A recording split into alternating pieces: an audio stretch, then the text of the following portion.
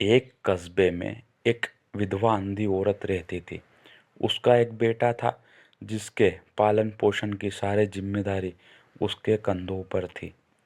वह अपने बेटे को पढ़ा लिखा कर एक बहुत बड़ा आदमी बनाना चाहती थी। इसलिए उसने उसका दाखिला कस्बे के सबसे अच्छे स्कूल में किया। वह दिन रात मेहनत करती ताकि बेटे की फीस भर सके। लड़के के स्कूल के बच्चे उसकी माँ के बारे में जानते थे। वे सब उसे अंधी का बेटा कहकर चिढ़ाते थे। लड़का इससे बहुत परेशान था। उसे अपनी माँ पर शर्म आने लगी थी। वह उसे साथ कहीं भी आने जाने से कतराने लगा था। जब लड़का बड़ा हुआ तो उसकी शहर में अच्छी नौकरी लग गई।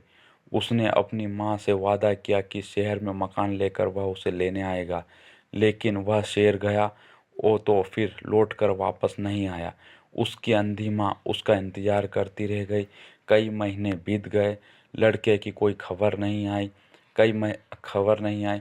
अंधी एक दिन उससे रहा नहीं गया और वह बेटे से मिलने पहुंच गई। पूछते पूछते वह बेटे के ऑफिस तक पहुंच गई। वहां सिक्योरिटी गार्ड ने उसे रोक दिया। अंधी औरत ने गार्ड को अपने बेटे का नाम बताया और बोली कि उससे जाकर कह दो कि गांव से कोई मिलने आया है। गार्ड ने जाकर उसके बेटे को बताया। बेटे ने ऑफिस की खिड़की से देखा तो उसे अपनी माँ गेट के बाहर खड़ी नजर आई।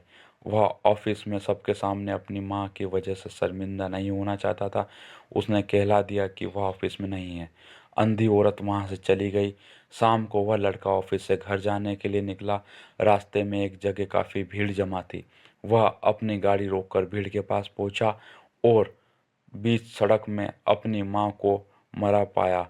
उसके हाथ में एक चिट्ठी थी जिसमें लिखा था, बेटा बड़े दिन हो गए थे, तेरी तेरी कोई खबर नहीं मिली। चिंता हो रही थी इसलिए तुझसे मिलने चली आई। तू तो अब बड़ा आदमी बन गया है। तुझसे मिलना अब शायद मुझ गरीब की किस्मत में नहीं, लेकिन मैं बहुत खुश हूँ तेरे लिए। तूने अपना ही नहीं मेरा भी सपना पूरा किया।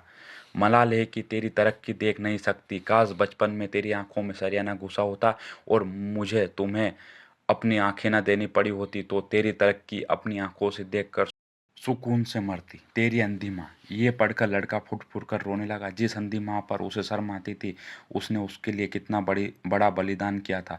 वह आत्मग्लानि से भर उठा और जिंदगी भर खुद को कभी माफ नहीं कर पाया।